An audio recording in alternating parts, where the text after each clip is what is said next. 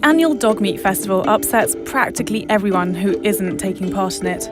20年来，每年的夏至，在广西玉林都有大吃荔枝跟狗肉的习俗。他们要保留吃狗肉的传统，不受外地人的干预。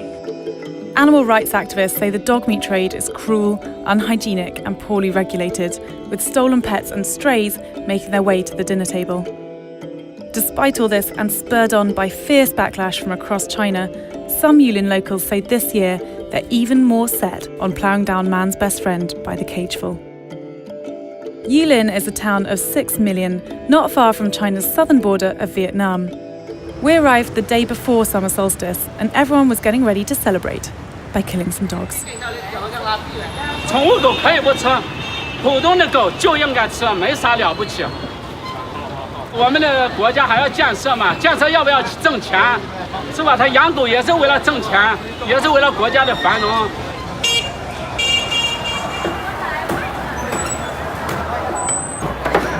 你每天卖多少个？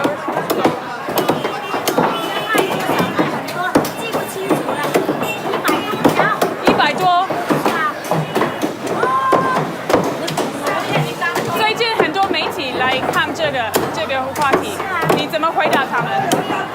你怎么回答他们？你觉得不残忍吗？他叫我不杀就不杀，我叫他不吃饭他要吃，叫我不杀就不杀，他有什么资格吗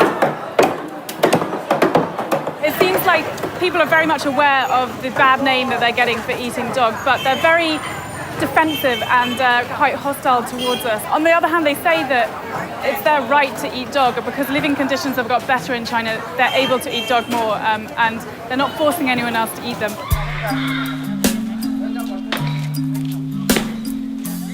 The butchery is bleak enough, but it's the downtown market where people are buying the freshest, locally sourced produce that really messes with your head.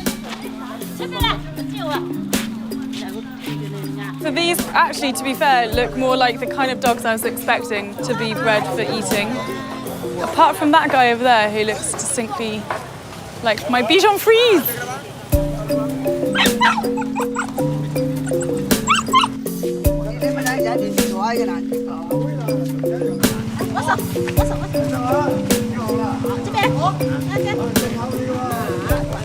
这个你要杀吗？他们要我就给他们杀。他们要的话给他们杀。啊，我养不了那么多。这个不是你的宠物吗？不是，我也是买的。我这10岁啊，10岁是吧？我是做生意的，我一家里那么多人，老人小孩都有，老公又没有，你叫我去哪里找钱呢？不会像人家那去做鸡吧？是吧？我知道啊，我是靠我本事吃饭。你们今天要吃狗吗？吃狗肉？我吃狗啊！我养狗不吃狗的。真的？你不信你去我家里看，你说那个锅头里有一点点狗味儿。It's a business. They want to sell the pets whether they're as pets or whether they're as meat. They just want to sell them. Facing a PR nightmare this year, the city government has retracted its support of the festival, claiming the holiday barely even exists. And they clearly don't want any fuss being made because before the protest even started, the square was full of thugs who might well have been hired to disrupt the event. In China, unsanctioned protests are still illegal, and animal rights activists are risking arrest simply for demonstrating.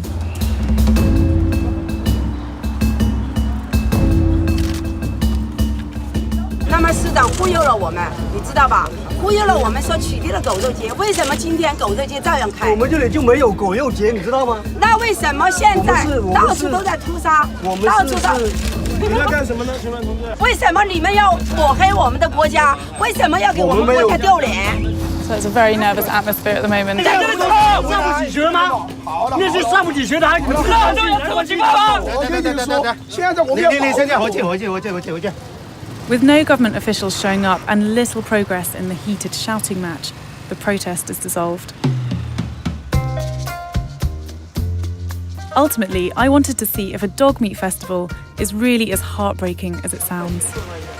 We've been invited to celebrate the festival with a local family who were probably a little weirded out that their traditional party had drawn such deep condemnation from across China and abroad. 多外国人觉得狗是通人性的，是通人性的，然后牛不是。有一些不通啊，有一些通人性，有一些是菜，这种是菜狗。然后在印度嘛，它牛是神嘛。我知道。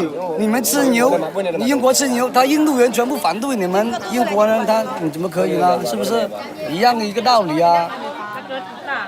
我一个公主，是我们本地的一个，就是地方的公主，就是我们喜欢为了管他什么事情，然后就是那是我的。The next morning, we caught up with an activist who's just saved a whole bunch of them. She's kind of the Oscar Schindler of the dog trade. 你为什么买这些狗？为什么就是我这就花了9万多，我没有钱。9万多，我想斗救，但是我救不过来，我毕竟我资金有限。你怎么赚9万块？有爱心人的捐助，有我儿子的捐助。我的家很富有，但是现在我没有家，我房子都卖了。哪怕别说我救300只，我救3只，我也不枉此行，我也不遗憾。我最起码我没到玉林的狗肉节，我没白来，我凭我的能力我去救。中国的老太太裹脚，对吧？过去裹脚、盘头这都去了，为什么这种血腥的这节日就去不了 ？Oh my God! Do you recognise that dog? That was the dog that I saw yesterday that was supposed to go for the chop. 我认识它，好可爱。你看今天也干净了吧？昨天拿雨水冲了，然后又给擦的，那今天就比昨天漂亮。他知道有人救了他。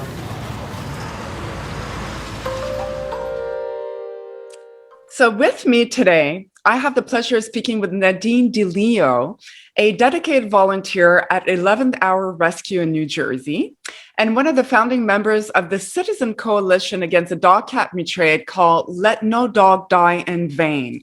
Nadine is a key strategic partner for the organization and works alongside Ara of Tactical PR and over 2,000 concerned animal lovers who are dedicated to seeing the end of this brutal, inhumane festival and trade. I just am going to read a bit of your mission statement that I saw on your website. So the things we can do change the world. So we began as a dedicated group of about 2,000 people from numerous countries with one goal: end the Yulin festival and enact animal protection laws in China. We began as friends on social media and soon evolved into a full-blown movement. We are catalysts for change advocacy group. You will notice as you sift through the information on our website, quite often we reference other organizations, rescue groups, and nonprofits. While we may not be affiliates, we recognize and respect the work they have done to further educate and eliminate the Yulin Festival. So without further ado, welcome on the show, Nadine. Thank you so much for having me. I'm thrilled to be here. I'm so happy that you accepted my invitation because, you know, we've had some communication throughout the years. Like I've only known about this issue, the dog cat trade, since 2018, I would say. But I quickly saw you were posting a lot of information. And so we connected, and it's amazing to have you on the show. And especially your website, it has a lot of insight into the Yulin Dog Meat Festival. And so we're going to be able to take a deep dive today into the origins of the festival and how it's evolved throughout the years to today. But before we get into all those nitty-gritty details, I like to always have a little bit of a background note on our guests. So if you wouldn't mind letting folks at home know, like, where were you born and raised? Did you have pets growing up? And how did your love for animals develop? Well, I was born and raised in Greenpoint, Brooklyn. And as a child, I did not have a pet until I was 10 years old, at which point I begged, and I mean begged, my mother to get me a dog. And finally she gave in, and I adopted my first dog from North Shore Animal League, which is a rescue in Long Island. I heard about them. Yeah. I was 10 years old at the time. And from that point until adulthood, I have always had at least one dog. I usually have two. Mm-hmm. And pretty much my love of animals started very, very young. And I'm not quite sure why, because I wasn't raised with animals. But for whatever reason, I have always loved all animals, not even just dogs and cats. But there are a lot of strays where I grew up as a child. And quite often, I mean, I would see these poor dogs had mange and they were ill, and just a lot of strays back in the 80s in Brooklyn. Yeah. So quite often, by the time I got to high school, I would stop at the local deli, take my lunch money and buy ham, cheese, bologna, and I would feed all the stray dogs and not have lunch. Oh my God, that's so sweet. You know, it just goes to show the innocence of a child. You see the pain and the suffering and you want to do something to help. So that's, you know, really beautiful. So yes, that's where it all began for me, and it evolved into where I am now, which again, I didn't think early on that this is where I'd end up as far as rescue went.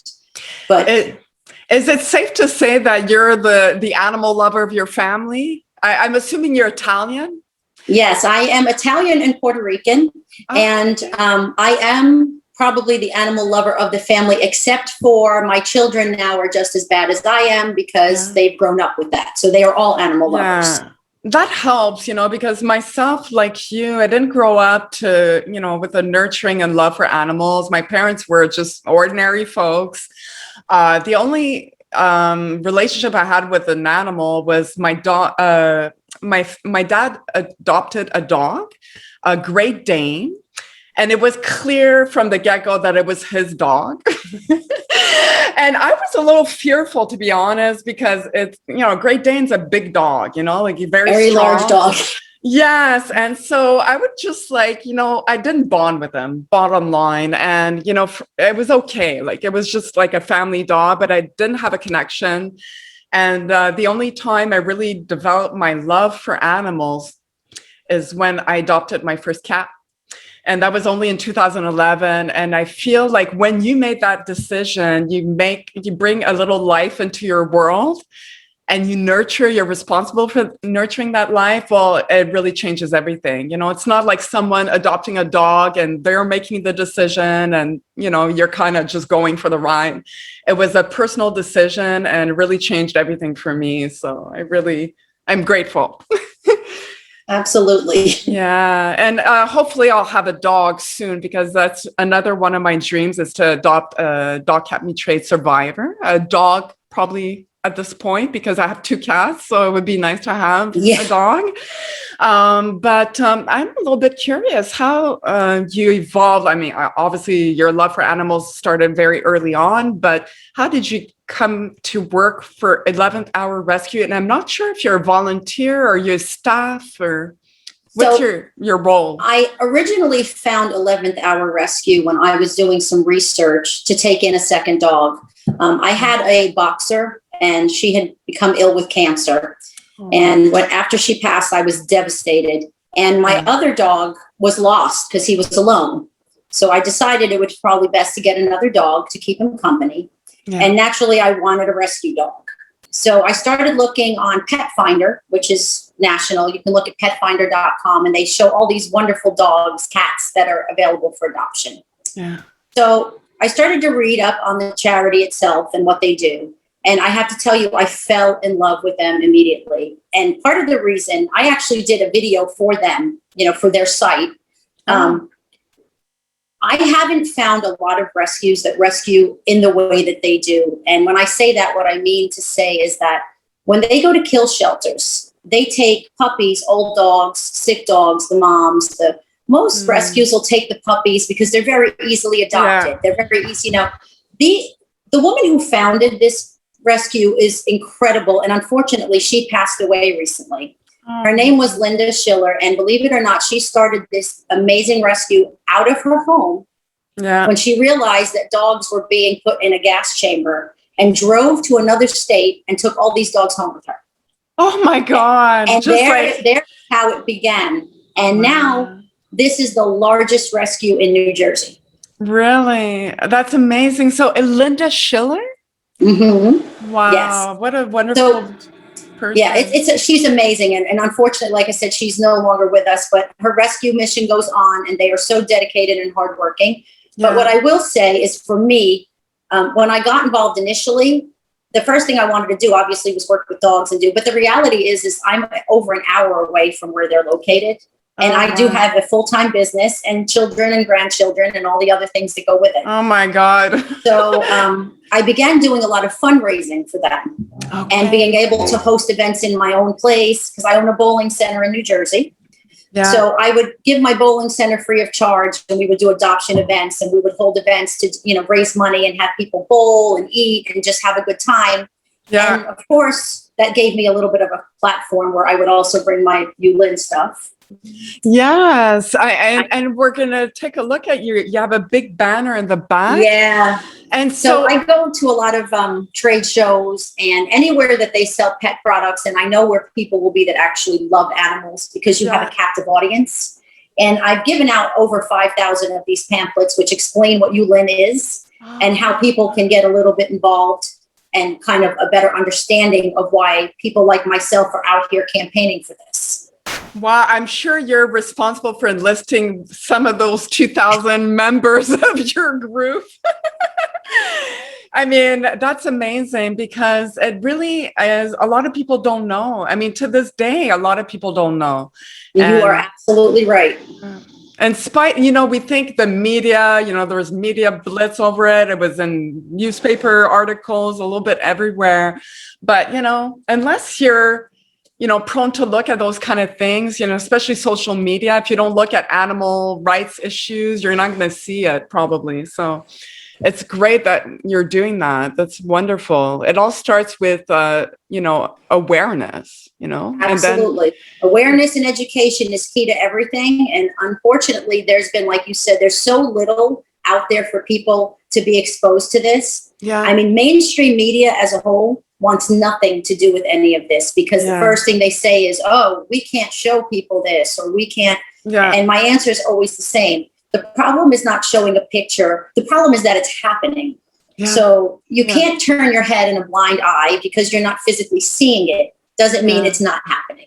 Exactly. And that seems to be the biggest issue because this is a hard subject. And trust me, I get it. I've often said to people, I'm going to tell you about this. Do not Google Yulin. And if you do not click on the videos because once you see it, you cannot unsee it. Yeah. And it's traumatizing. And I get it. But unfortunately, for some of us, you have to really see it to be able to tell it.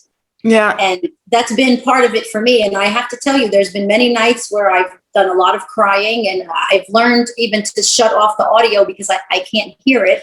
And it still is just, to me, the most heart-wrenching, horrible thing that I've ever witnessed in my entire existence. And that is the truth. I am right with you on that. And I think it's important, yes, they don't want to shock, people and traumatize them. But it's important that they be aware of it. And sometimes you need to be shocked into reality, you Absolutely. need to. And that's what happened with me is I saw these images and I was, to say I was devastated is an understatement, right? I was like you, I had sleepless nights. I would cry and cry uncontrollably to the point that my husband was like, well, listen, you're too sensitive for this. Don't look at that stuff. And of course, I made a rule quickly early on that I cannot watch the videos anymore. Now that I know, now that I'm involved, now that I'm trying to make a change, you don't need to look at that because it is very, very brutal. And I agree with you. It's really the worst animal cruelty that's happening on the planet today. And there's plenty, there's plenty of animal cruelty, but as a trade, it's as cruel as it gets. It's as cruel as it gets. You cannot get worse than what is done to those dogs and cats. Absolutely. So we're going to obviously talk a little bit about the Yulin Dog Meat Festival. You told me, I don't know if you told me, but I'm curious. I'm always curious.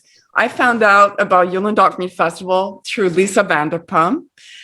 Because she was particularly adamant to expose the issue on the housewife shows that she was a part of, Beverly Hills Housewives at the time. So I think it was late 2017. I saw some footage on that show and I was like, what is this? So then I got curious and I started, Googling and seeing worst images than what I had seen on that show. But how did you hear about it? Like, what was your first, recollection? I originally heard about it from a friend of mine who lives in New York. Her name is Kim. She at the time was working for the prosecutor's office in New York. And what they were doing is she was in charge of doing a lot of research to shut down puppy mills. And we were talking, and she was kind of going through this, process of telling me like these grotesque things that, again, you see these beautiful little cute puppies in a store and you think, I'd love to buy my child this $1,200 beautiful little puppy. People don't understand the horror of what goes on to these animals that are bred to have these puppies. So horrific. Yeah. We started with that conversation, and it quickly evolved into someone that she knew that did rescue that was taking dogs out of China. And when she started to tell me about the rescue taking dogs out of China, I was like, what do you mean taking dogs out of China? Because at that point, it didn't make much sense to me. Yeah. And there became the story of what she told me between the festival, of what's been happening in China. And like yourself, I was so taken back. And I said, this is the 21st century. I'm like, how is this possible that this could be happening? Yeah. You think of China, and I think of, like this world leader of a place that they, develop all these medicines and technology. Yeah. And some of the smartest people come out of Asian countries. Yeah. And I'm sitting there just baffled and thinking, I don't understand. And then lo and behold, I started to do some research myself. And from that point on, that was it for me. Yeah. That really was it. That was a turning point for me. Turning point for sure. And what year was that about? Like, that had to be 2015, 16. Okay, so a lot of people found out during that year because there was a lot of on Facebook, particularly. I think that's when Mark Ching first went to China and started rescuing dogs from the meat trade. And he had footage, and it quickly went, viral. I don't know if it went. Yes. Yeah, it went viral. And I was never on social media at the time. The first time I went on Facebook was for Yulin, because people told me, if you're going to get involved with this cause, you really need to be on Facebook or, at least social media. And so I was like, relinquish.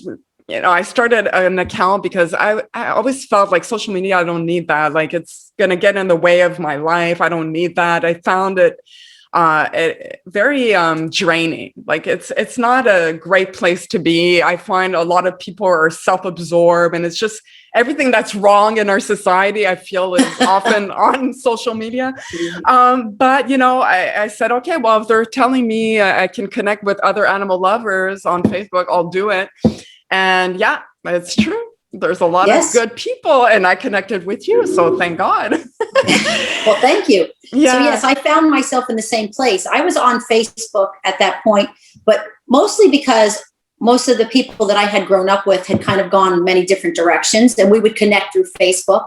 Yeah. But I never used it for anything else. And I usually, when I would see the negative things, I would always just stay away and not comment, because I don't see any reason for any of that. Yeah. But as I started commenting more on things about animal advocacy and dogs, and that, people started contacting me. Part of what I was doing was I was kind of, I don't want to say lending advice, because I didn't know enough about what to do. But I think I was just looking at things from a different perspective and saying, well, if you've tried this, why don't we try this? Or if we, So I'm looking at all these things that all these wonderful organizations have already done. And clearly at this point, nothing is working. Right? We're still in the same boat as where we started. So I started to kind of look at things from a different angle, which is how I ended up finding Ara. I sent emails out to probably 30 PR firms all over New York City and said, I'm looking for someone to help me, and this is what I want to do. And I told the story in a short form of Yulin, and that my mission at this point was to get as much information in as many people's hands as possible, so that we could become bigger and louder, and people would have to hear us. Yeah. And Ara, believe it or not, was the only person who reached back to me, because he himself is an animal lover. Oh, yeah. And when he saw the video I sent, he, till this moment, says, you are absolutely correct. I can never unsee what I saw. And here we are trying to do what we can to get as much information out and to kind of change the way and the approach in which we go at trying to get things done.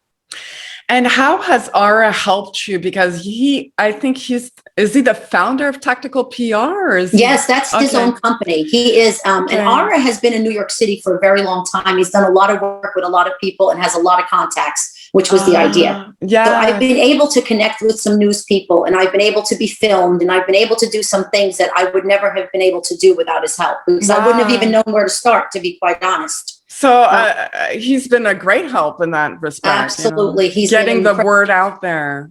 Yep. So that's basically what his primary function has been. Yeah. And also, trying to sometimes help me navigate my way through some of these more political things that I'm not so savvy with originally, which now I feel like I've become a professional at, because I've probably written more letters to senators and Congress people than I've written to anyone else. That's it. That's it. You develop a skill and, know-how and, how to say it, how to phrase it, because it really matters, right? If absolutely. The tone and tenor of what you say is so important.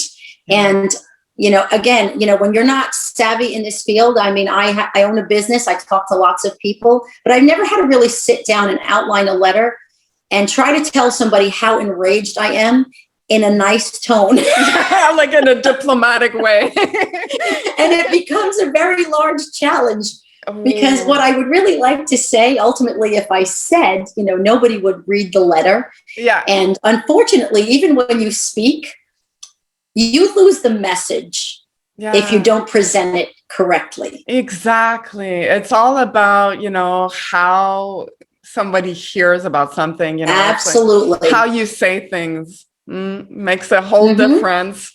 And I understand that because, like just doing the podcast, my first, questions I had drafted for my first guest, which still hasn't aired, by the way.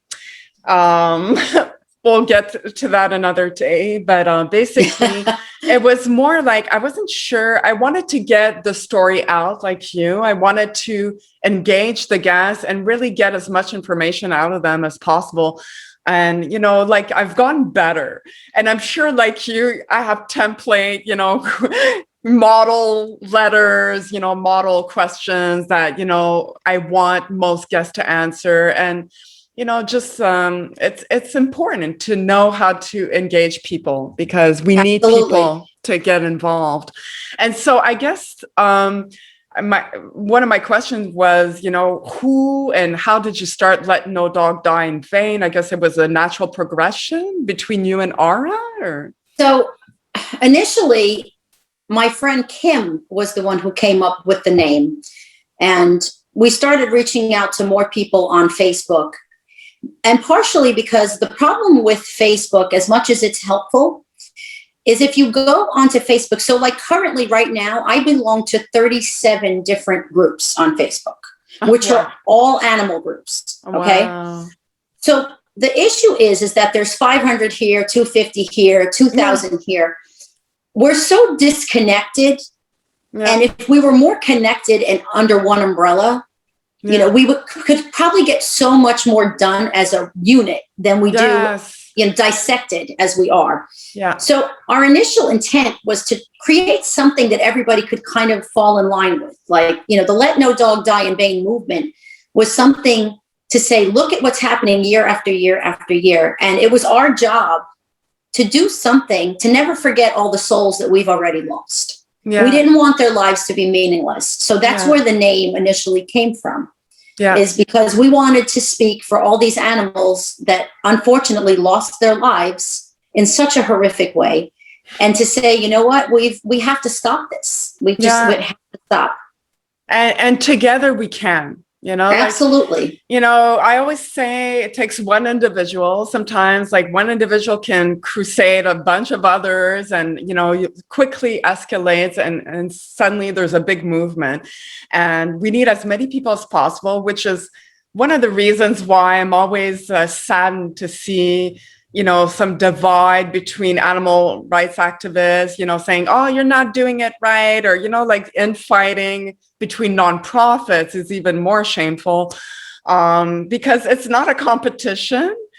It's not about you. It's about the animals, right? So let's put the focus on them. And if you really care about animals, you'd want as many people to care about this cause. And it doesn't matter if you don't agree with that person on every front. You just need them to join you and, to fight with you. One of the reasons that I ended up starting my group, which Let No Dog Die in Vain is the actual movement, but Catalyst for Change Advocacy is the actual, is the group and the foundation of where we start. So the reason I opened this and started this business per se, first of all, let me tell you, I'm not a charity and I don't take any donations. All the work I do, I fund myself. So I pay Ara myself. Everything I print, I pay. Everywhere I go, I pay. I don't ask anyone for any money. I use all of my own funds.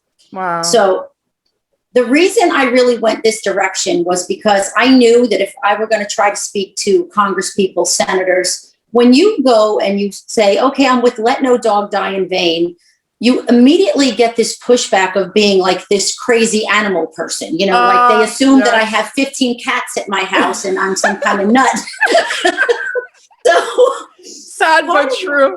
But you know what I mean? Like, some people, the image that people have when you go in and say, I'm an animal advocate, people kind of look at you like, okay. So I started. They're like, you're one of those PETA people or something. I started Catalyst for Change because I wanted it to be something that people took serious, that we were a real company, that we were a real business, and we had a tax ID, and we had, so we had a foundation on which to stand. Yeah. And that was really the reasoning behind doing all of that, because we could represent Let No Dog Die in Vain. Yeah. But ultimately, that couldn't be just who we were. Yeah, you wanted a more neutral, exactly way of approaching. People shy away. It's just like the whole Yulin thing, it's how you talk about it and the response you get back based on how much information you give out. Yeah. So you have to be really careful when you talk about certain things, especially like Yulin, because it is such a grotesque conversation. Yeah. People get turned off very quickly and walk away and don't want to hear it. Yeah, they're like, that's not for me. Yeah, well, it's not for me either. No, that's why. It's not for anyone. It should not be for anyone. Right. But, yeah, absolutely. I understand that, because just the title of my podcast, Stop Yulin, it turned some people off. And, I would approach different people, but I think a lot of them were like, oh, no, I don't want to be on a podcast that says Stop Yulin, because a lot of them are Chinese.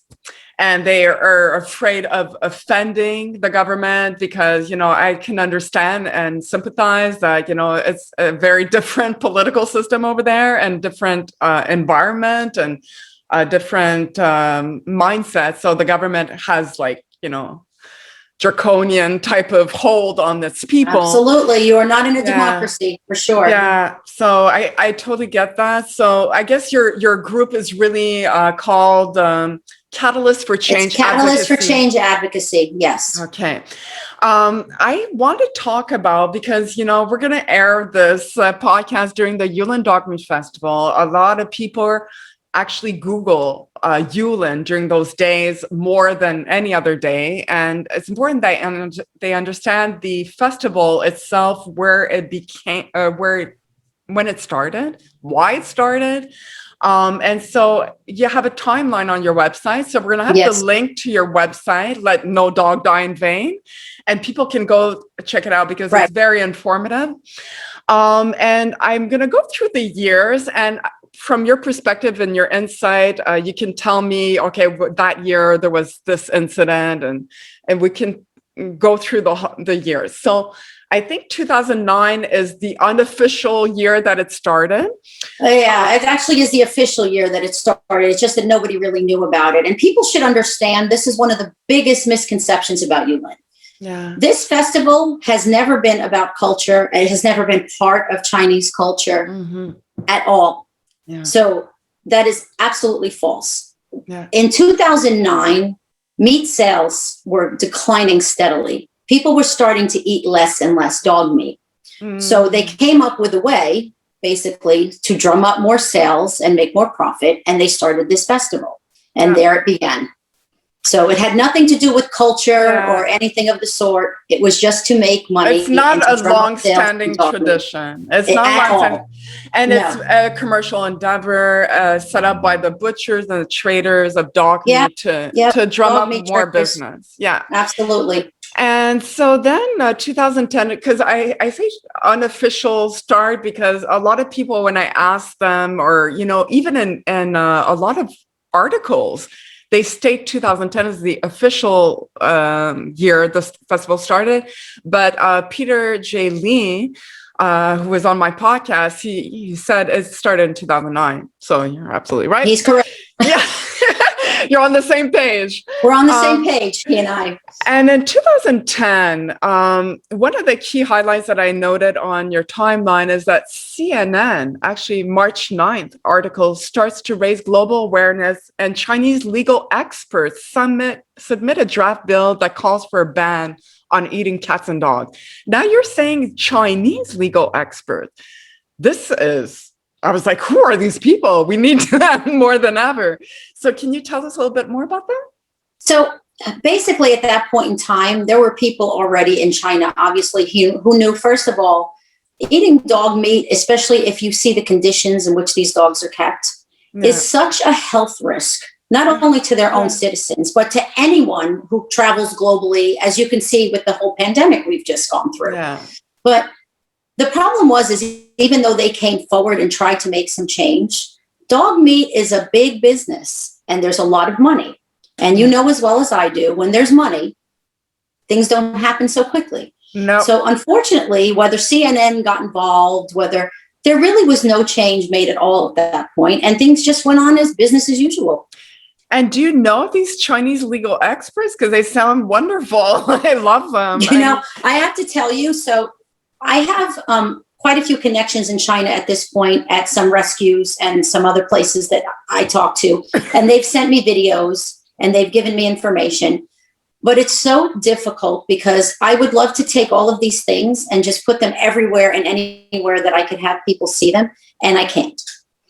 They are in such fear that if anyone ever knew that they were recording these things, or if they would be considered traitors of their own country. And it's, again, they don't live like we live in this free place of, okay, I can record this and send it to you, Jade, and it's not a big deal. I get messages, does not really exist. I get messages with like blacked out lines and lines if it has a name or if it has, because they're just so scared of exposing anyone else or causing any harm to anyone. So this is why it's so difficult. You'll never really know who the experts are. You'll never, because people don't come out. They don't want to be known. They're afraid. And I get it. I really do get it. But this is part of what the fight has been to be able to really put an end to this, is that you really can't get people to stand up in that country for what they believe. Out of fear. Absolutely. Yeah. Which is, another reason why it's so important for international governments and political leaders to actually try to, put pressure on China's government to actually enact this law and to ban it, because it's going to have to happen at the government level. People alone cannot change this, and certainly not Chinese people, because they don't have the voice needed to make that change. Absolutely. And as you said, you can go on the website and look at the timeline, and it's there mostly so people could kind of see the progression. But as you get towards 2021 and you see the part even about 11 million signatures. 11 million that was signatures. Actually, I think, was it in 2011 that there was a petition with 11 million signatures? Or is it, I think it's 2014, because I have it all written out. But anyways, I guess in 2011, if we're going to talk about that, there was a survey. A survey conducted, because I want to ask you about this festival. I never heard about it before I saw your website. A survey conducted with over 6,000 Chinese respondents reveals the lack of understanding on animal welfare, and activists were able to convince local officials to cancel the Jinhua Utu Dog Meat Festival. Never heard about this festival. So I will tell you this, the Jinhua Festival actually is a tradition. They have had that festival probably for, I want to say about 600 years back it dated. Like it's been a big thing for them. But the difference was, and I think maybe the people of Yulin may have picked up from that when they thought of doing what they were doing.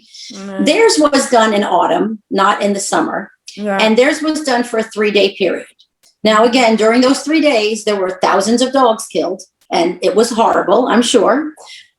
But the one thing I will say about them, as opposed to dealing with Yulin, is they had enough sense that when the pressure came down and they looked at how people were viewing them as a culture and as a people, that they said it wasn't worth it for them to have this festival for those 3 days. And it made more sense. Was it still commercial endeavor to start that festival, or was it, like you said, it was a long-standing tradition? No, that was more of a traditional thing that they did. Okay. And we can get into a little bit more of that later about how, China began eating dog and all the other things that go along with it. But theirs was actually truly a traditional type thing. It doesn't say much about whether the animals were tortured in the same fashion as which they do for Yulin. It's very hard to find a lot of that background. In fact, some of the information I actually got from an elderly Chinese woman who was willing to sit down. Or in China? In China. Okay. In China. Wow. A friend of mine was able to contact someone there who was well into her, she's about 92, and and she actually has a dog now as a pet and just loves her dog to death. Oh, wow. And it's possible. Spoke very candidly about how she felt about the dog meat trade and about where traditions had come from and why they were the way they were. Wow, that's wonderful. She was probably the best education I had. So Jinhua is a city in Zhejiang. I don't know. Yeah, I'm not quite sure. I'm not sure how to pronounce that either, but suffice it to say, it's probably located in the south, near Yulin. I'm thinking you're probably correct. It's in the southern part of China. I have to believe, based on what I know about China as a whole, that dog meat seems to be more prevalent in the lower income areas. Yes. You don't see that where people are in a higher society bracket. Yeah. So I have to believe that the people in that area, when they agreed so quickly to just not do this and shut it down, were probably maybe a little more educated than some other citizens in other areas. Probably. And had the sense to say, you know what, this isn't good for us. Let's just ban it because it's not a good image, right? And again, traditions can be beautiful things, but progression is very important even in tradition. As we evolve and become more educated and understand more about everything. So should the traditions evolve. Right. Yeah, absolutely. Keep up with the times, right? And it goes back to saying that the Yulin Dog Meat Festival was never a tradition. Never a tradition. That's why. It was just made up to make money. To make money. And money rules the world, as we know, unfortunately. So in 2012, there's more exposure, but still no change in spite of the mounting global protests. At this point, more and more people were aware. In 2013 is No to Dog Meat, a UK charity that was created to end the dog cat meat trade. And I'm curious because I recently read some updates from them, and they seem to be really, when you look at Google and you look at image protests, they're often there. They seem to be doing great work. Can you tell us a little bit more about that group? So they are the World Protection Alliance for Dogs and Cats. That's actually the name of their group. I have to tell you, they do wonderful work. First of all, they're international, which many charities are not international. They're just based out of wherever they're located. Yeah. They are international. If you went to their website, you would see they're everywhere. And I will tell you, they do amazing things. They aid in rescue. They do spay and neuter clinics. They try to educate people on humanity and being kind to animals. They really have put such a large dent in animal abuse as a whole, and have really been at the forefront trying to end this dog and cat meat trade. So I have to tell you, they are one of my favorite charities. And the Soy Dog Foundation. Those are my two. Oh yeah, Soy Dog is wonderful. And you can't say a bad word about Soy Dog. I mean, they've done amazing work. Do you know who heads? I mean, you're saying No to Dog Meat is like a branch of. The person in charge, her name is Julia DiCade. Yeah. Julia DiCade or something like that. She's actually listed as one of the. There's 2 directors, and she seems to be the main one. Oh, so, okay. And she's the one who headed that. Okay. Mm-hmm. So that was in 2013. They started really their campaigns and all that work. In 2014, the Yulin local government cuts ties to the festival. So, I mean, I'm a little curious, what do you think instigated that, change in tide? Well, there really was no change in tide. They were just being cowardly. Mm-hmm. So we all know, as we said before, you're talking about a country that can tell you you're only allowed to have 1 child. Yes. You mean to tell me this country can't stop a festival or stop the dog meat trade? That's preposterous. That's preposterous. They cut ties because they didn't want to be affiliated, because they didn't want the responsibility of having to be the ones to end the festival. So their position has never changed until this day. We're not the ones who organize it. We're not the ones who sanction it. So we can't prohibit it. Yeah. As I said, we both know right now that is the biggest lie you've ever heard. Yeah. But in an effort to have the government not look as bad and to save their own image, they cut ties with the festival. And you know what? This corroborates a lot of stuff. Like when I had Peter J. Lee on the call, he's like very important because he has so much insight. And he said, basically in China, there's like provincial government and there's this big national government. And he said that a lot of them, why they were encouraging the Yulin Dog Meat Festival, it was good for their economy. And so they had the opportunity to maybe go up in the ladder at a higher level, higher position in government. But, with all the international outcry, like you said, they were like, oh, no, we don't want to be responsible for having to, shut this down. Like the world is crying out for us to do something. Let's just distance ourselves so we won't be involved, Absolutely. We won't have to do the hard work, bottom line. Nope. No, and their views have not changed. Like you said, it's really, I've always said it on, like in my opinion, of all global governments, China is the one country that could end this in a heartbeat. If they wanted to end dog cat meat trade, they could do it tomorrow morning. They could. They have that kind of pressure and that kind of influence on their people, and they have the perfect regime to do so. So it's just a question that for them, it's not a priority. I don't want to taint all of Chinese government officials as, bad. Of course, there's some great people in there and some people fighting for change, but as a whole, it's not a priority. Animal welfare is not a priority, clearly. And so at this point, also in 2014, another event that really happened that's important is Animals Asia delivered an open letter to Yulin government highlighting 5 reasons why it should be banned. And number 1 was dog meat is a danger to public health, like you mentioned. Obviously, it's a hazardous to our health. We all know that by now. COVID-19.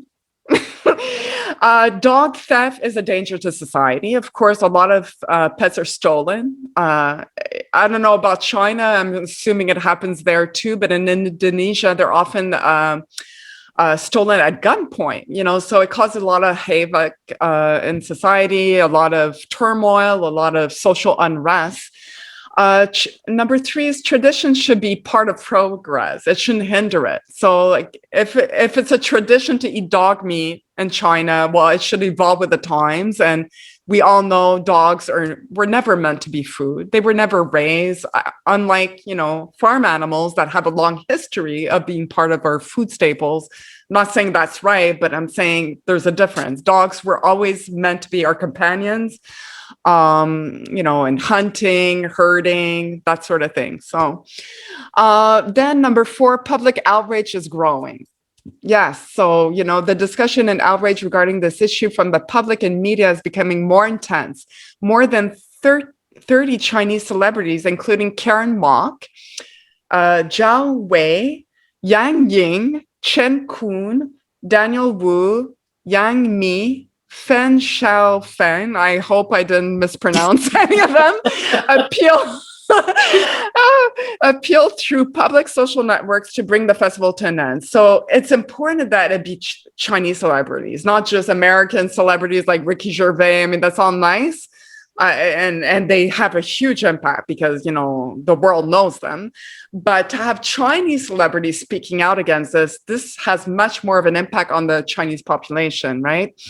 So it's not like a foreigner telling you what to do, right? So one of your own is speaking out against it.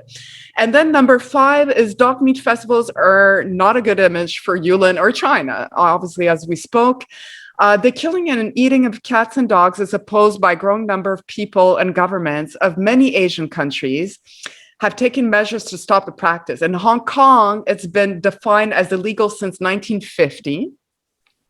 The Philippines launched its Animal Welfare Act in 1998, announcing the slaughtering of cats and dogs for food to be illegal. In 2003, Taiwan saw its animal protection law amended and updated to specifically stop the practice.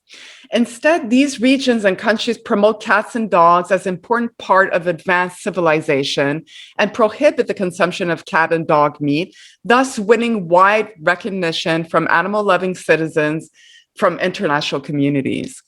So those are very compelling reasons to put an end to this, but you know, to this day, it's still going on. And so in 2015, awareness and concerns spike worldwide. Protests reach a pinnacle level, and PETA Asia releases undercover investigation revealing dogs being slaughtered and skinned alive for their hides. So the dog leather trade. And I saw some of that footage, and let me tell you, yeah, you gotta be careful what you see because you cannot unsee it, but it's brutal. And it's what Joaquin Phoenix declared as the worst thing he's ever seen. And he's seen a lot. Like, you know, Joaquin Phoenix is an animal activist. He's been on farms. He's done investigation. He was on Earthling. And if he says it's the worst thing he's ever seen, you got to believe it, right? Absolutely. Horrible. So 2016, the world speaks up and Chinese activists gain traction. As pet ownership in China steadily rises, public support of proposals for animal welfare laws and a ban on the dog-cat meat trade become increasingly popular. The number of NGOs focusing on animal welfare efforts in China also rises. A video of Matt Damon, along with a host of other celebrities, calling for an end to the festival, and the hashtag The Compassion Project goes viral. So I remember that video.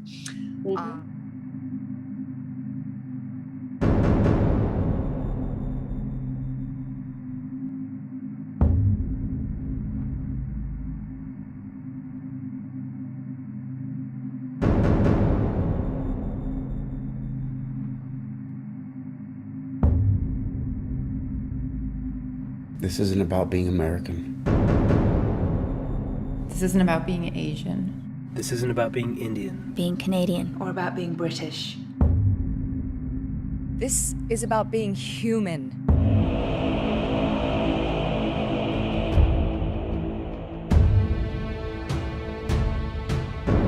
About being a voice. A voice. A voice for those who cannot speak for themselves.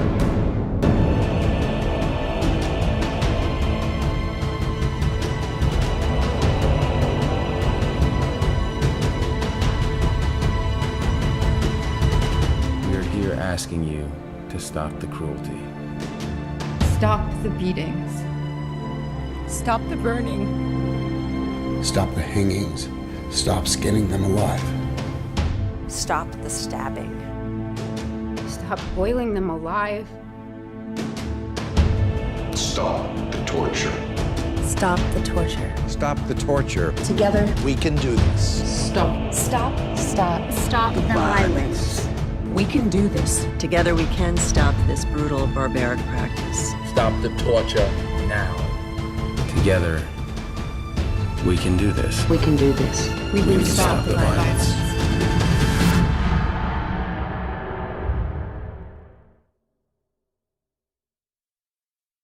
Video.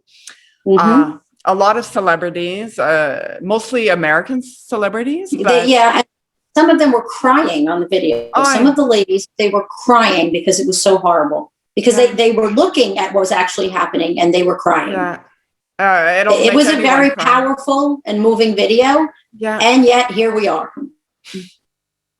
Yeah, well, I think it has gained traction in foreign countries. Unfortunately, not enough to, compel those governments to make change happen. But, foreigners got to know and hear about this issue a lot more thanks to those kind of videos. So, we can't take that away from it, but certainly not enough to change China's opinion on dog meat. And then this is where I think in 2016, it says, thanks to awareness efforts like these, advocates were able to deliver a petition that held over 11 million signatures, that famous petition. And I was wondering, do you think it's Duo Project that started that petition? Or I don't believe so. I think it was the Humane Society International that actually, I know that they delivered it. I believe they started it, but I will say the Duo Project has been very instrumental and always has worked along with Asia America, the Humane Society. Those are some of the charities that really try to interlock and do some really good stuff. Like I call them like the boots on the ground because they are in Asia, as opposed to a lot of us trying to do what we can working from where we are. Yeah. So ultimately, I think they're wonderful. And I think that they've done a lot like thus far. But, we still have a whole lot more to do. So, yeah, but what I like you said, Duo Project, they do focus on education, educational programs. I think they are in Animals Asia as well. They started a program called Dr. Paws or Professor Paws, Dr. Dog. And, that helps people recognize dogs as, sentient beings and therapeutic animals, so it helps children understand that you shouldn't be afraid of a dog because a lot of people from over here, they don't understand that China, there was no such thing as having a family pet, for most of China and most of its history, they were poor. Okay, so and when you live in a communist society and the government says, well, hell no, you're not going to have a dog because, you can't even feed our people. So at that point, you're not going to have that history and you don't develop that nurturing aspect with an animal. And so it's very foreign for them to, think of a dog as your family pet, a family member. Like this is very new.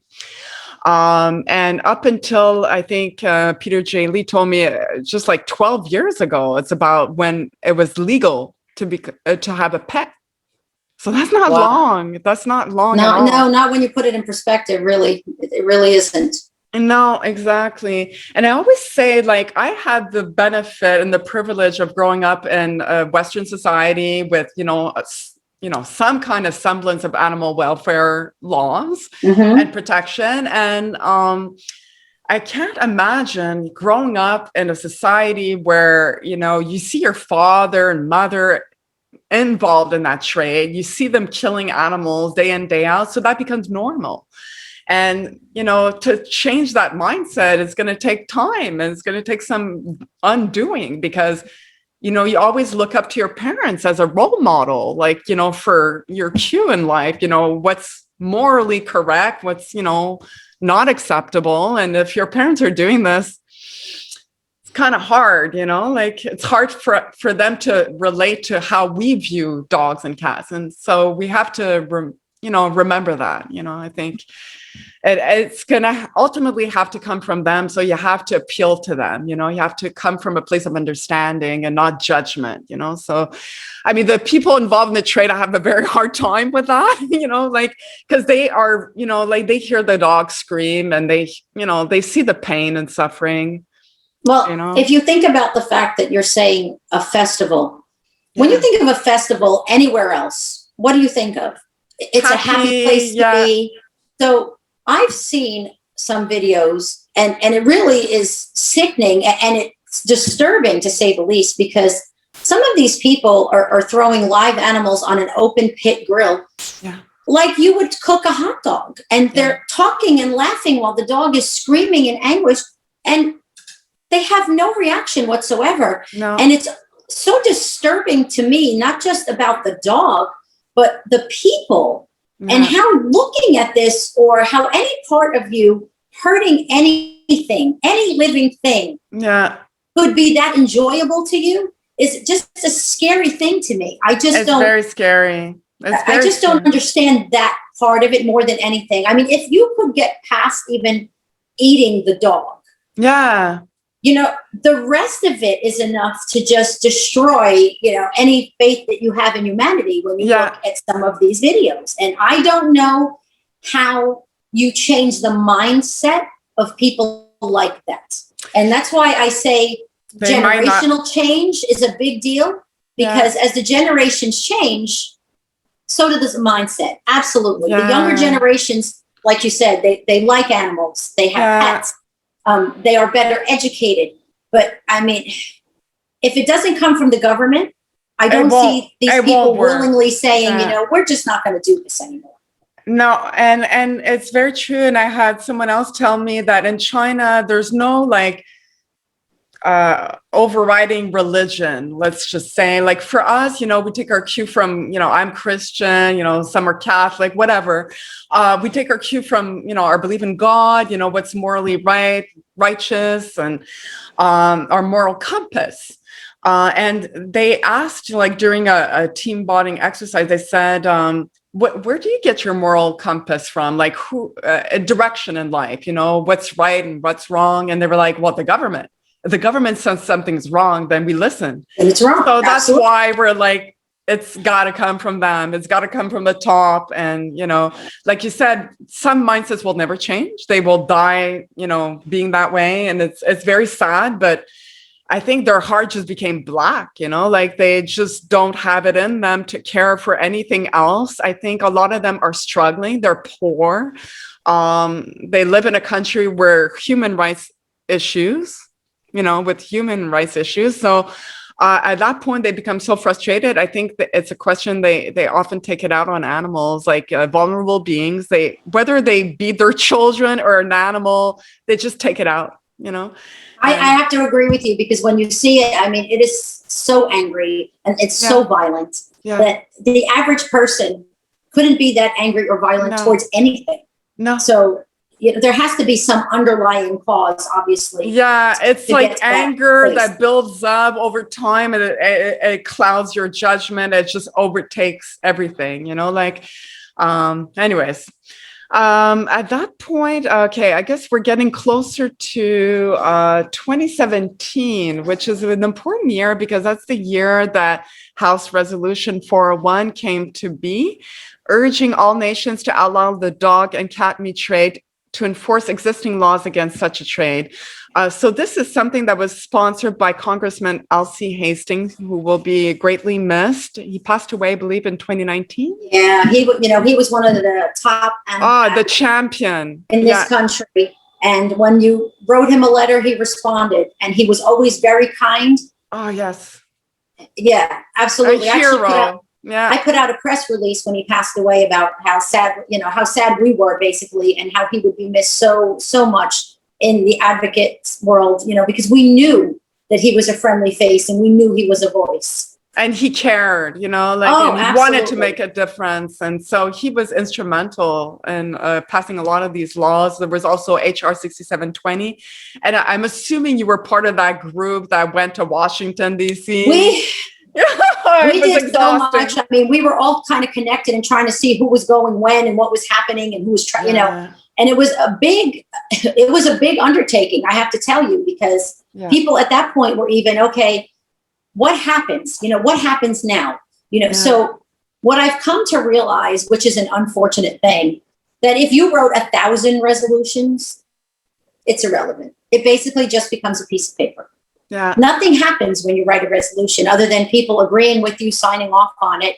They still have no impact on what's happening in other countries. So resolution or not really made, you know, not much of a difference. And a lot of people got behind this thinking that if we kind of rallied behind this, that this would be the time that some change would occur. And we were very let down at that point that, you know, in spite of our U.S. senators and Congress people trying to rally the troops and do something good, that we still couldn't get anything accomplished. But I think, I mean, you'll correct me if I'm wrong because you have a lot more information on this, but I think it was a question that when trying to negotiate with the Chinese government, whether it was the Yulin government, to shut down that festival, they were saying, well, you have to ban the dog cat meat trade. Like they were asking them, like there needs to be a law to outlaw this trade. And they were like, well, is it illegal in your country? And they were like, no, at that point, there was no law. Right. And then, there's still no law in my country. I'm in Canada. Ultimately, we did pass a law here not long after that completely banned. Exactly. HR 6720 is that bill. And it was an important bill because, we want as many countries of the developed world to instill such a law so that, it increases pressure on China. Hey, China, you want to be the super economy of the world? Well, you're going to have to abide by certain standards. Exactly. Join the developed nations. Dogs and cats are not food. This is what civilization says, if you want to be part and respected by the international communities, well, you need to do this. So I think it's super important that you guys did that. I was so amazed at this accomplishment because even in my country, we're supposed to be known to care about animals. I mean, although, not so much, but, we're supposed to be, compassionate, country. We have great immigration laws, very welcoming laws. But, we still have no law on this. And, it's legal. Someone can kill their dog and consume it. As long as they're not selling it to the public, there's no law against it. It's crazy. Yeah, it's absolutely crazy. And the fact remains that it's happening in our country in very isolated incidents, but there's like a dog meat trade happening in Montreal, where I'm from. Yeah, and there were incidents reported in Alberta, like here and there pockets because we have great immigration laws and some, I don't want to sound prejudiced, but some of these people from Korea, from China, they bring in their own traditions or, of eating dog meat here. So while they might not sell it to the public, they do consume it and they breed dogs for that. So it's very shameful. And anyways, hopefully we will get that law passed so that we could actually arrest them. Yeah. And in 2018, I guess, 2017, there was like a rumor that the Yulin Festival was going to be canceled. A lot of it on social media, they were like, claiming victory. It's done. It's banned. But it was just a rumor, right? Yeah. Well, it's interesting because we think it was a rumor potentially because it never happened. But the information was coming from good places. Yeah. It was coming from reputable charities that were working in Yulin and around Yulin. Okay. So I don't really know, truthfully, if, at some point they did agree maybe to not do it, but then, reneged on the agreement and did what they wanted anyway. I mean, there's no way we'll really ever know, but I find it hard to believe that anyone would have put out that type of false information knowing that it was false. Yeah, so I think you're right about that. I think, they finally did come to an agreement, but it just wasn't respected, I guess. I think you're right about that. And in 2018, frustration and anger mounts. Yulin residents defend their position. Okay, so this is where a lot of footage came out of the Yulin Festival with traders being particularly vicious with the dogs and, relishing in their pain and agony. So amid backlash from both local and international advocates, many residents of Yulin defend their position and refuse to cancel the festival. Local police seem to side with locals by removing activists from the festival, an attempt to maintain stability. Efforts to stop the trade festival continue to grow as celebrities like Ricky Gervais, Judi Dench, Paul O'Grady, Ellen DeGeneres, and Cameron Diaz sign petitions and drum up more public awareness. Then in 2019, lost in the chaos, shrouded in uncertainty. So the festival goes on its 10th year in spite of the global, growing protests and, a lot of the work from advocacy groups, both local and international. And then 2020, what do we have? We have the year of the COVID-19 pandemic. And so many of us, and I'm sure you were part of that, thought this is it, like they're not going to have the Yulin Dog Meat Festival the year that the global pandemic, the year, I guess it was late 2019, but when the virus really became a pandemic, it was 2020. And so we were all shocked that the festival went on that year, in spite of the global pandemic having its root in a squalid live animal wet market in Wuhan, China. And the Chinese Ministry of Agriculture later declaring dogs as companion animals and not on the approved post-COVID-19 National Livestock Catalog. So somehow a global pandemic of this side that has killed to date, I think it's more than 3.5 million people, infected over 150 million, was not able to put an end to the Yulin Festival. What were your thoughts? You must have been outraged. Well, first of all, people should understand that when the Ministry of Agriculture put out this notice, if you actually go back and read it, although it states that dogs are not livestock, and it states technically you should not be eating dogs. Yeah. If you go on to the document and read further, it also states in another place that the same ministry has the right to go back to the table and reevaluate at a later time. Which to me means that, if next year you decide you want to put dogs on the livestock list, then we can legally then farm dogs. Of course. And this is why I'm always so cautious and in being overly optimistic. Yeah. Because I really want to believe that they're trying to take steps to do what should be done. And when initially I heard the news, I was almost in tears because I was like, finally, progress. But then I read the document and I said, you know what? I don't have enough faith in the Chinese government, to stick to their word to begin with. I can tell you this. So after research and putting together some of my own information, years back when the SARS outbreak happened, all the wet markets in China were shut down. All of them shut down. Yeah. And lo and behold, wasn't long after, they opened them all back up and said, you know what? We feel as though we have this under control now. And that's my fear when you see any of this happening, like whether it's COVID. So COVID is actually part of the SARS virus. It's an evolved SARS virus, basically. Yeah. So here we are again in the history repeats itself pattern. Yeah. And you would think that at this point we've learned something. We've heard like Dr. Fauci out of the US say, I don't know how many times, that the animal-human interface, is just so dangerous and so deadly, and how disease spreads through that. Yeah. There's no reason. And he actually said it baffled his mind how these wet markets could even be open. Like he just didn't understand it. Yeah. So I have to believe that the scientists and the doctors that are in China feel exactly the same way, even though they can't come out and maybe state that publicly. Yeah. They know. Yeah. They do. There is no, even if the dogs weren't being killed in the fashion they are, if you even see a slaughterhouse and how they're kept and where they are, they're filthy and blood soaked, and just the dogs are in each other's feces, and it's disgusting.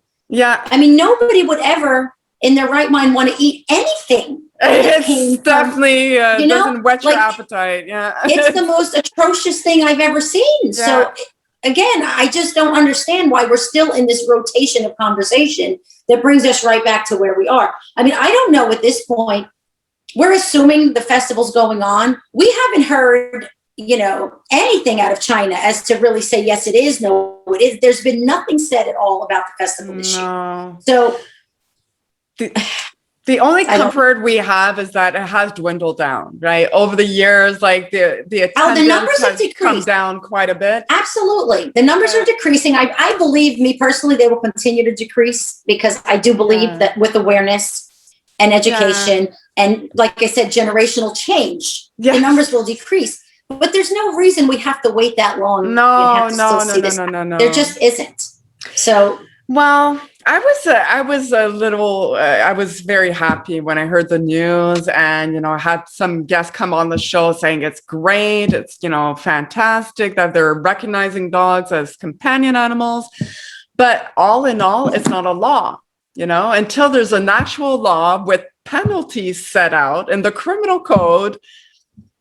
people will go on and do whatever they want. There's no law against it, really. It's saying, okay, they're not on the national livestock list, but there's no law, that there's like, what do you do if you catch someone selling dog meat?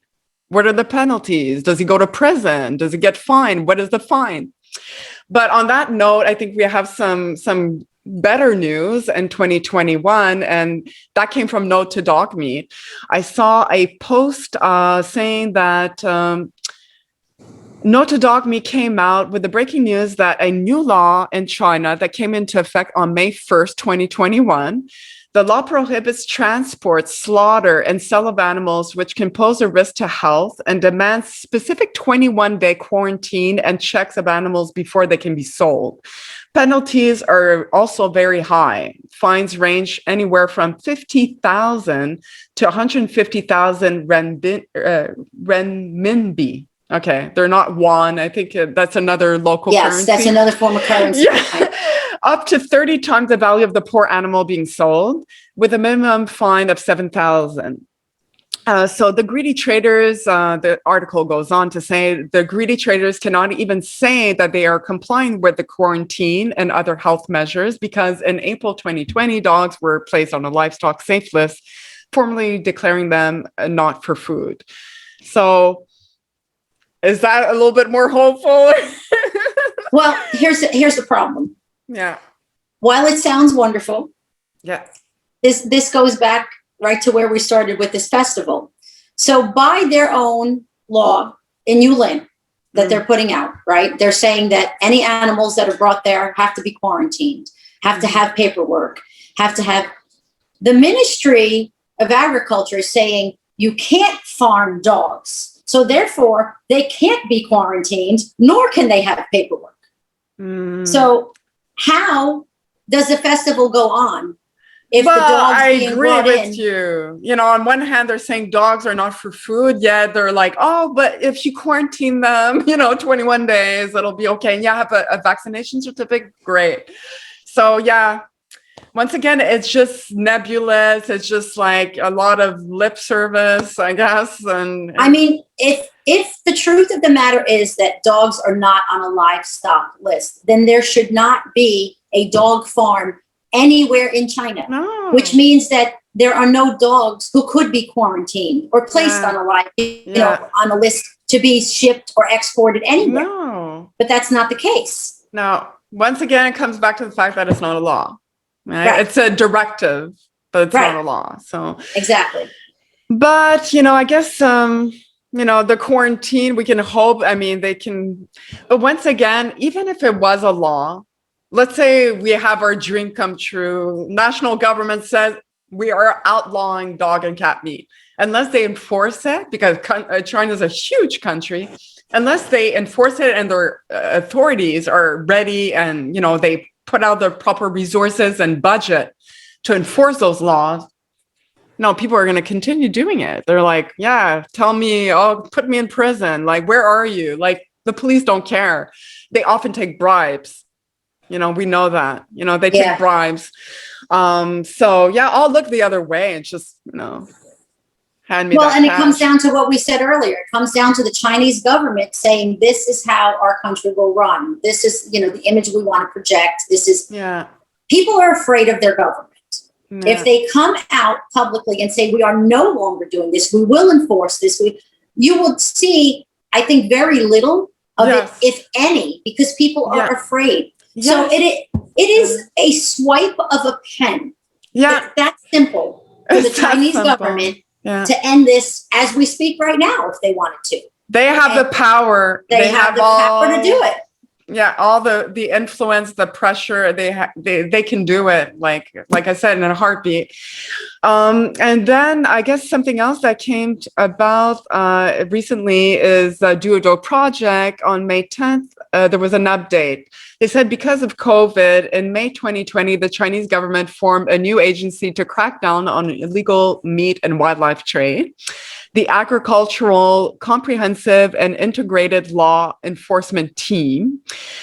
is what it's called. Its goal is to form a fully integrated team to improve the efficiency of enforcing the laws and the penalty uniformly. Once again, it's not a law, but in the past, people usually got the runaround when reporting any illegal, unsafe food practices. So this team is set about to try to enforce the regulations, if you will.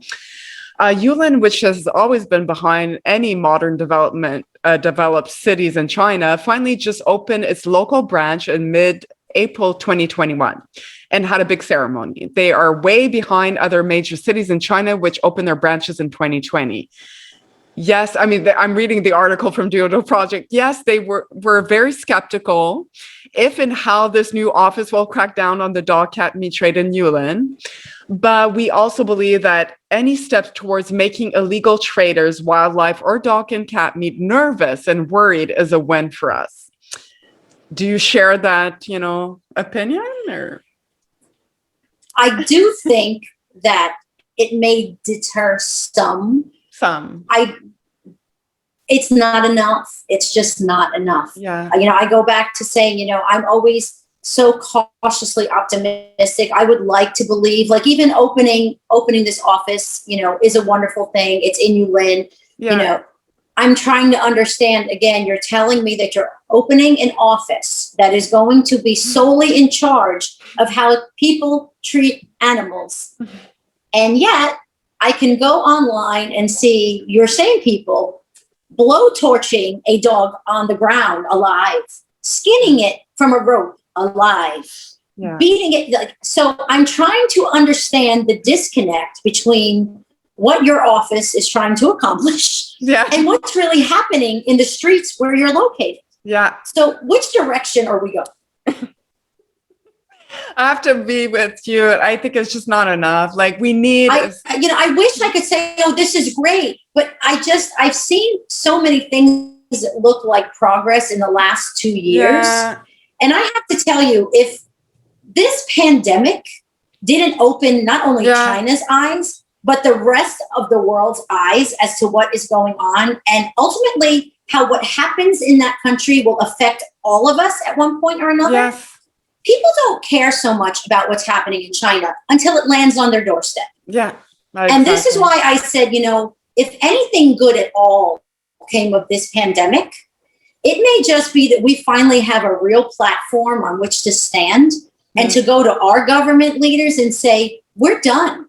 Do something about this. We don't feel safe at this point. Yeah. As well as I do, we live in such a global world these days. We travel everywhere and it's a wonderful thing.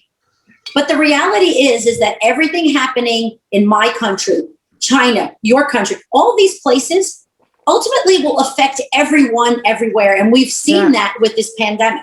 Yes. So now we're in a new place. Now we're in a place of, okay, what are we going to do now to make sure that we're not getting sick anymore, that we're not dying from the next pandemic? What are we going to do?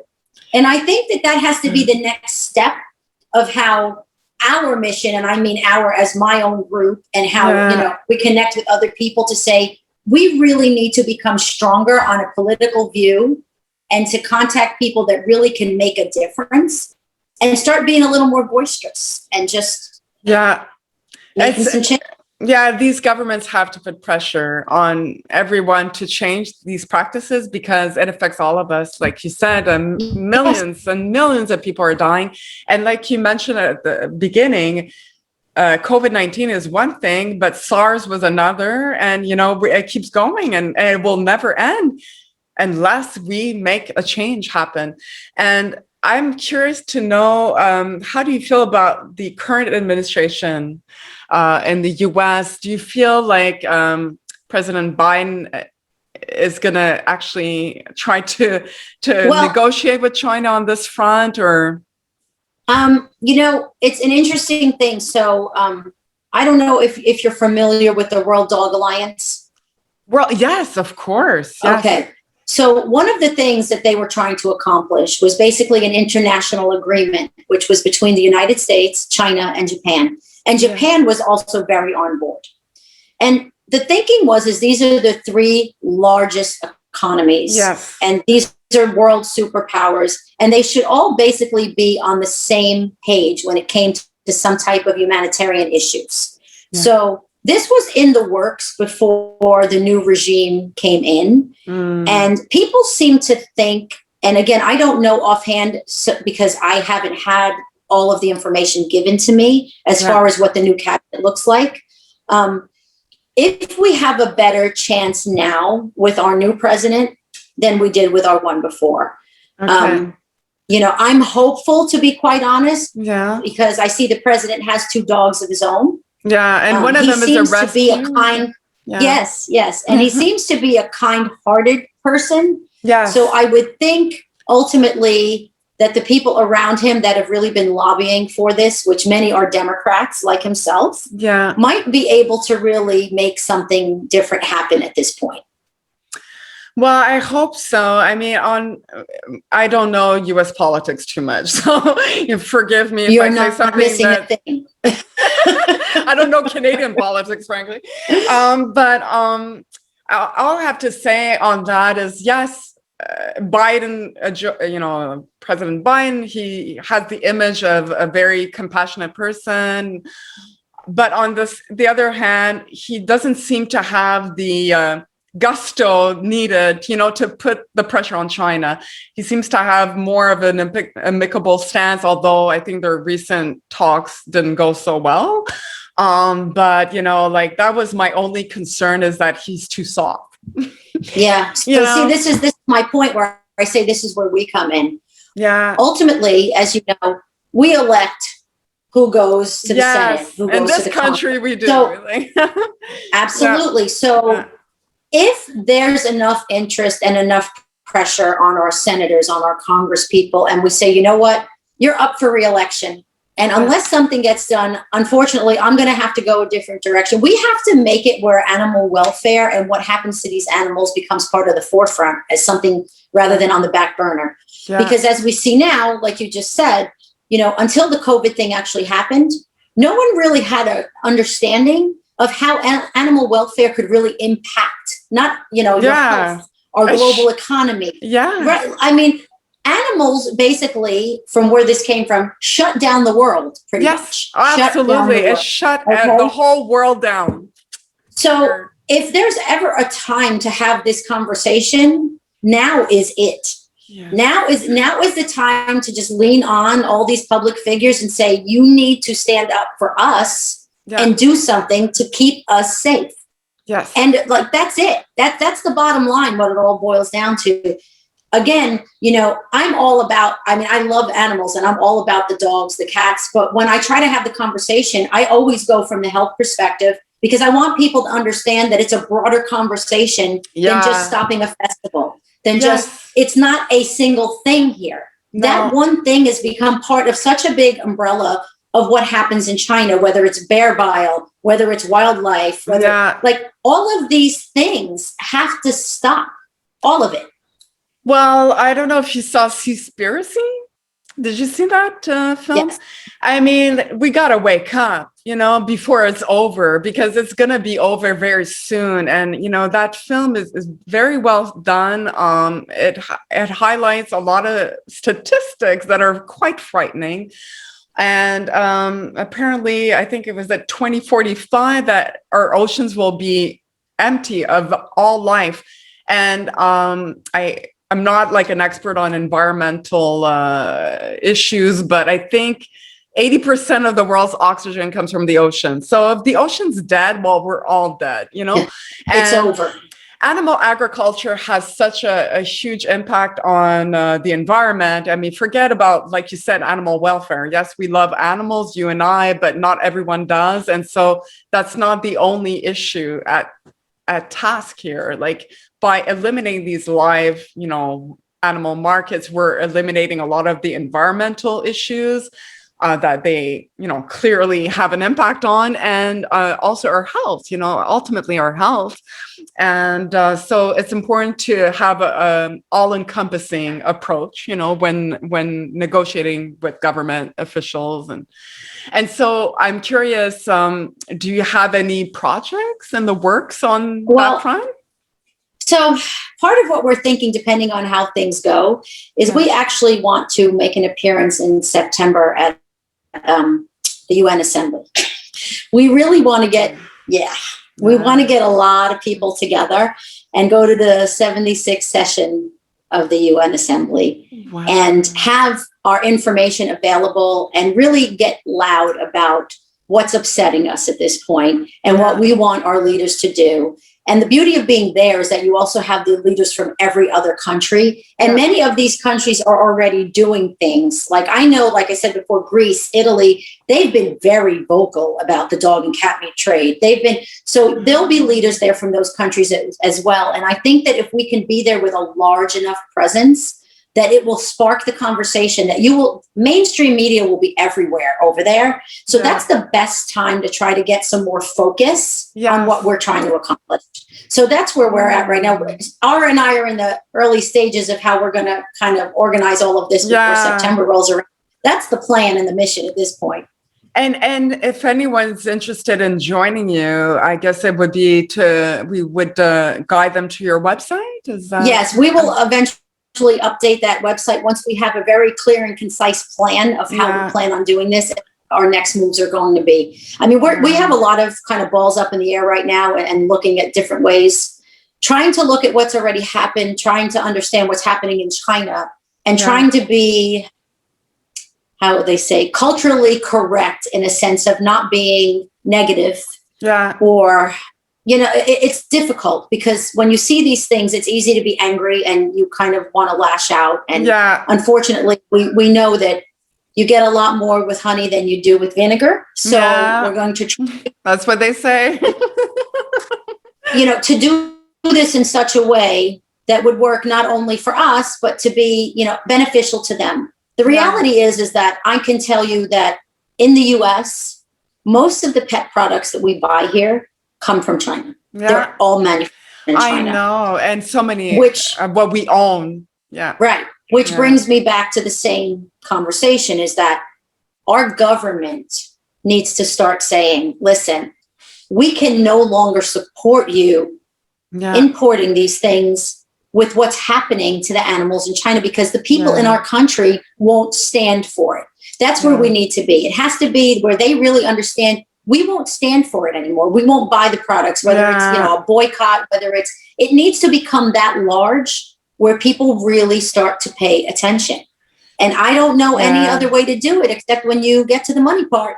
Because once it affects their bottom line, things will change. That's absolutely true. I think, their economy has to be hurting and enough countries. And apparently I had Sarah Brownlee on my show who started Operation Hound, and she was adamant that the US alone is not even big enough to influence China. So we really need to rally developed nations. And she was trying to do something with the Anglosphere nations, UK, Canada, Australia, US, of course. And so that could have enough pressure on China's economy to say, okay, well, wait a minute, you're cutting off my money supply or you're not going to import our goods anymore. Well, this is why if you looked at our website initially, the first thing we did was we went to all these large companies out of the US that actually manufacture in China. And we said, A, are you aware of this? And B, how can you stand behind this? Well, I have to tell you, most of them don't want to have the conversation. They don't want to answer. They don't want to.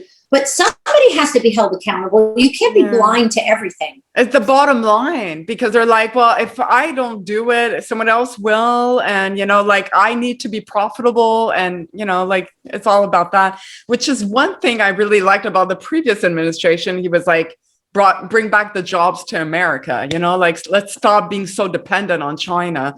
Absolutely. So that's the angle that we should definitely approach. I guess there was, there was something I just want to briefly cover is that do a project once again. They do great work, and they recently said that there was a conference in China headed by Dr. Louis Liu, Secretary of the Beijing Small Animal Veterinary Association. And he made an emotional speech at this conference where there was press present.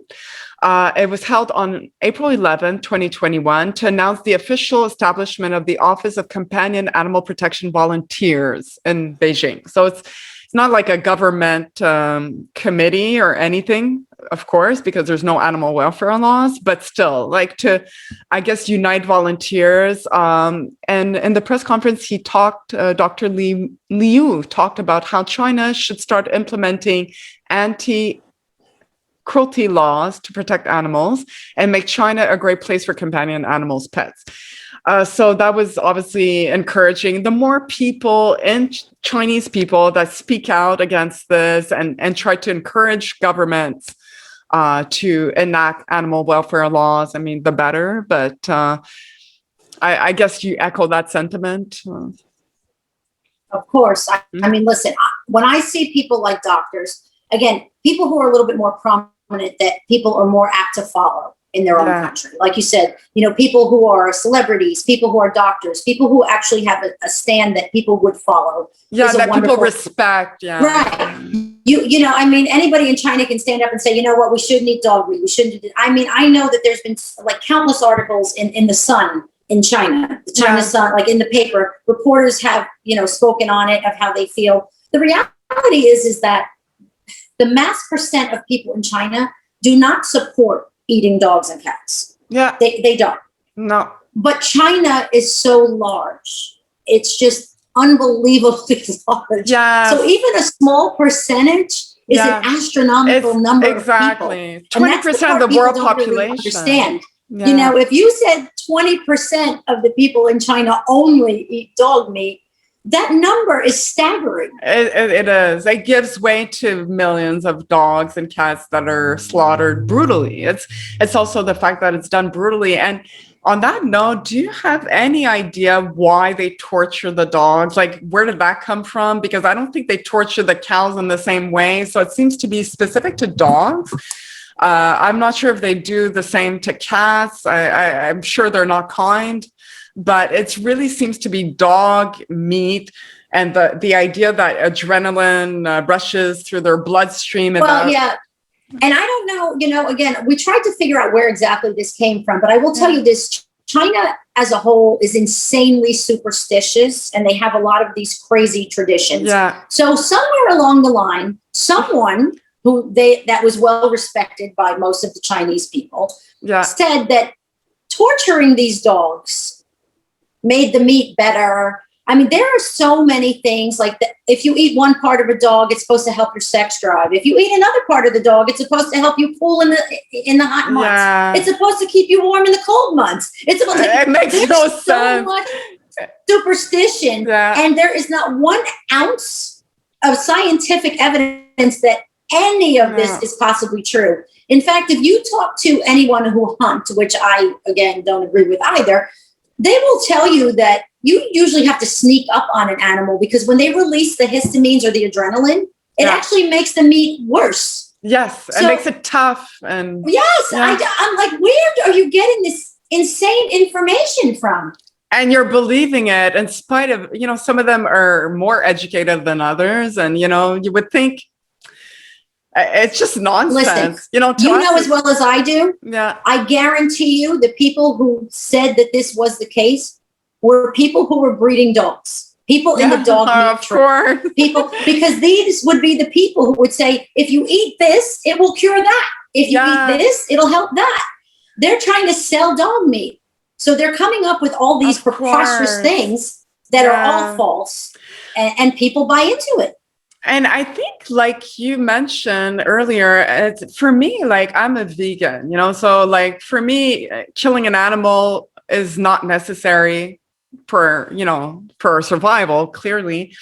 And maybe way back then when we were cavemen, maybe it was necessary because there was no like massive agriculture industry like we have today. So for me, it's not so much that they just eat the dog, because if it was that alone, I wouldn't be as adamant, I would be like, well, it's extremely sad, of course. I do see a difference between a cow and a dog. I understand that dog in society and global society is is man's best friend, so that is sad. But I wouldn't be so adamant about ending this is the fact that they torture them. And that is unacceptable to me. And that is where the outrage comes from. And I believe it's the outrage of everyone that's against this.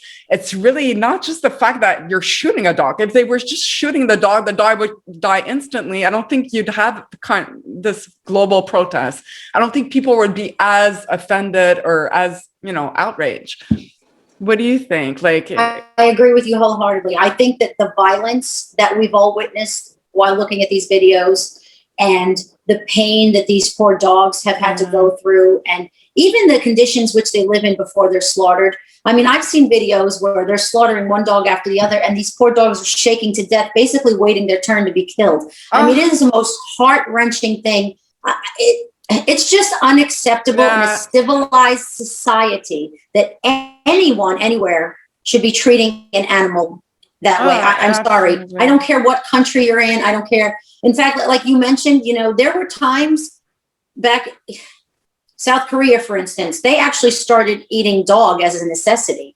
So back between World War II and the Korean War, they were starving. Exactly. So they were eating dog as the means to survive. Even in France, during wartime, they would eat But what dog. you don't see on any of these history pages or anything is anything about them having torturing these animals before they ate them, or there was nothing mentioned of any of these things until many years later, when this came to China and somehow dog meat became medicinal to some sense to them. And that's when all this torture stuff became part of this. And until then, there was no evidence of torture anywhere. No. And now this is what's happened.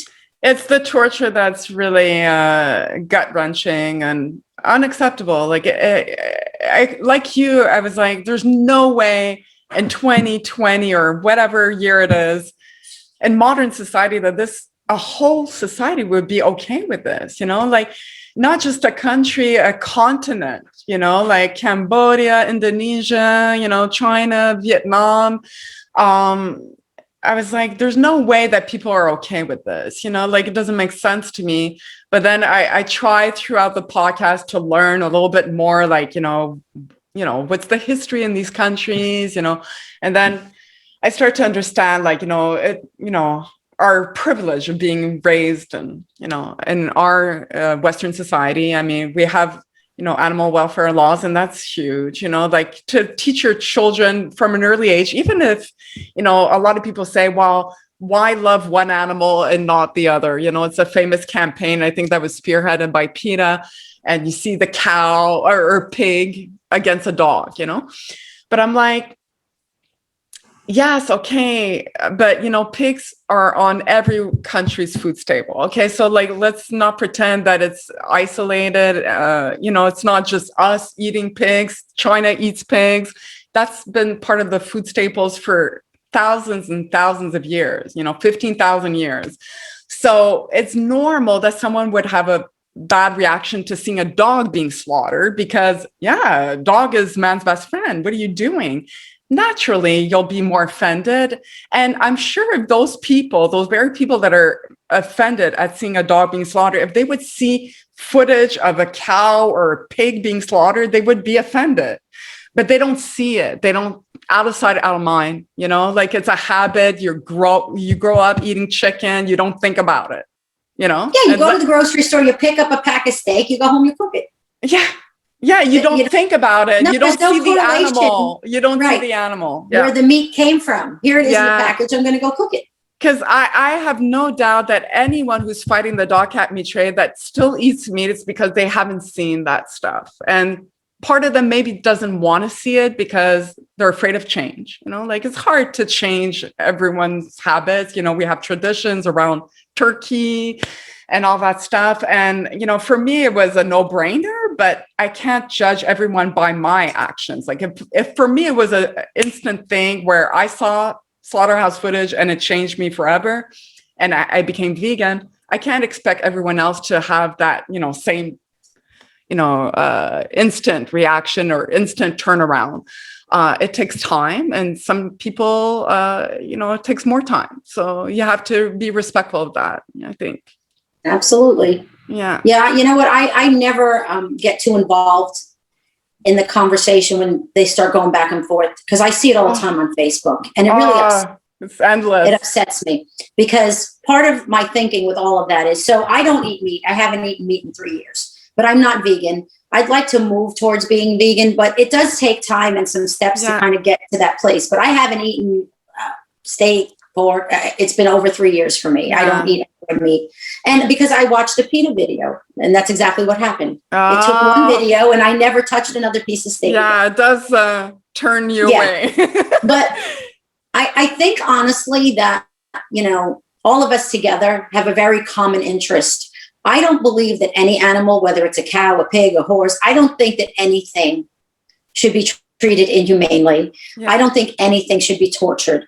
I know that, like, as you said, I can't say to somebody, oh, you should never eat another piece of meat again, because I don't have the right to tell anybody that to begin with, especially when our own governments and our countries don't support that.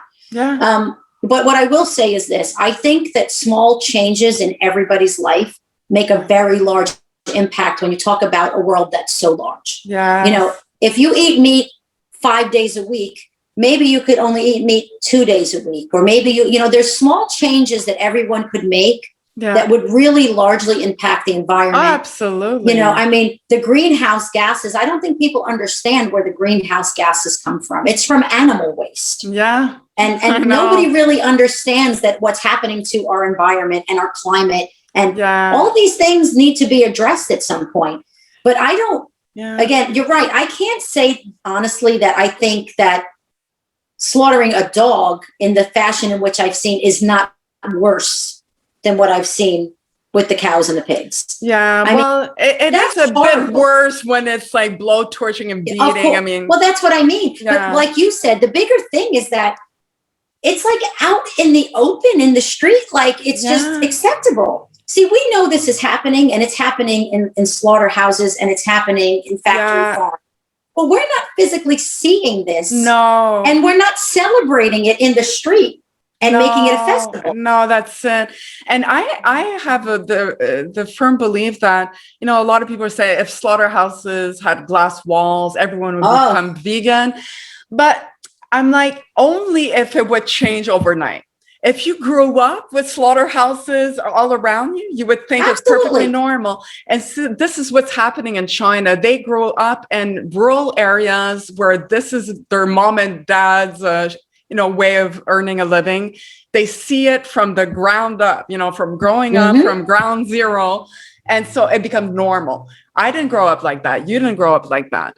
But if slaughterhouses had glass walls now, like, you know, when you're an adult, you know, then it would change people, of course.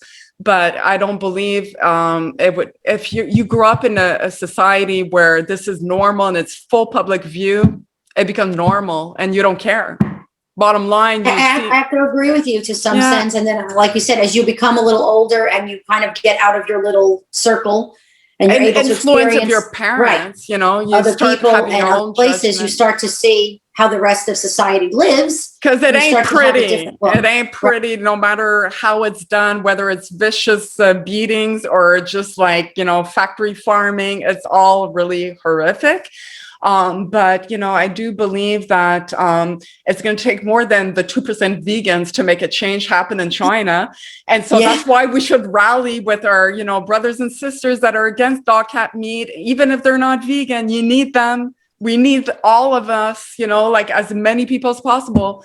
And so I will never, never shame anyone for being against dog, cat meat that eats meat, because I'm like, hey, I applaud you. In that action, we're on the same page. And we need each other. So let's work together. And absolutely. I believe eventually that person will come to know other animal welfare issues and their heart might change, you know? But what matters is for us to rally, you know? It's going to take all of us, you know? This is a big one. Listen, I mean, like I said, we're in a place right now where if there was ever a time where we may be able to really get something done, now is it. Yeah. Now is it.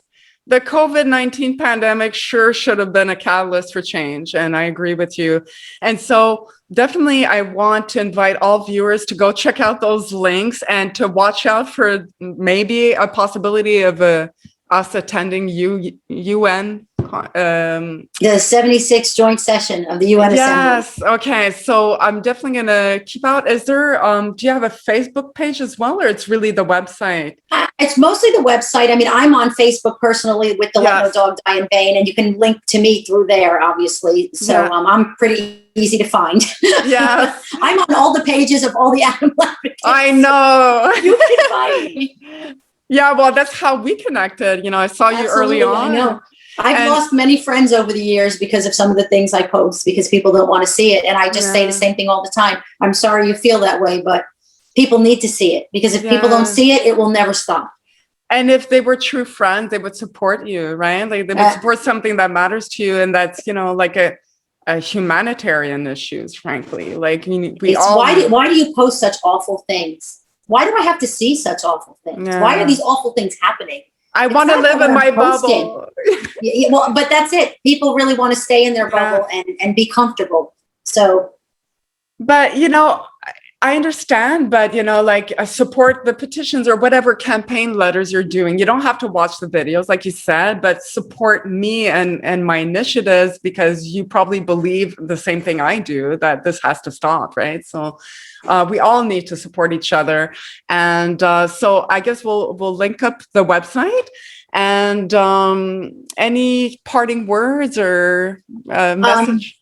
Well, first of all, I'd like to thank you very much for having me on. This has been a wonderful conversation, and hopefully people will listen and get on board and help, you know, and do whatever they can.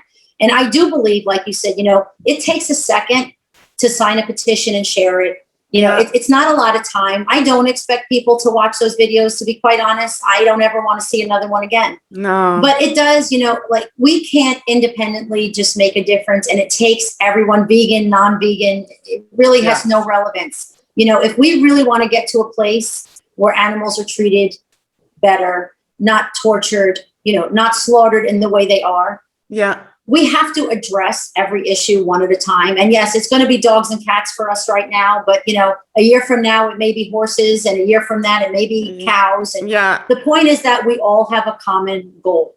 Yeah. And we need to all stay together.